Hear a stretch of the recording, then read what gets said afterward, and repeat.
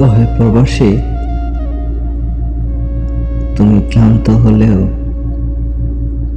তবুও তুমি থেমে যাও না।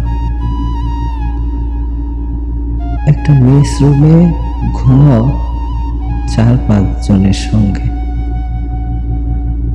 ঘুম ভাঙে বাথরুমের লাইনে দাঁড়িয়ে।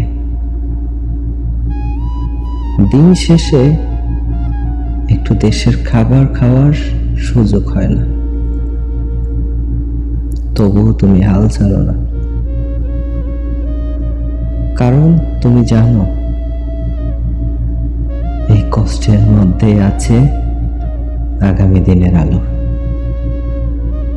এই কষ্টের মধ্যেই লুকিয়ে আছে বাবার ঋণ পরিশোধের আনন্দ, মায়ের চিকিৎসার টাকা, বোনের বিয়ের খরচ, ছেলের স্কুল ফি। প্রবাস জীবন সহজ নয়, কিন্তু এই কঠিন জীবনে একদিন তোমাকে গড়ে তুলবে সাহসী এবং আত্মবিশ্বাসী একজন মানুষ হিসেবে।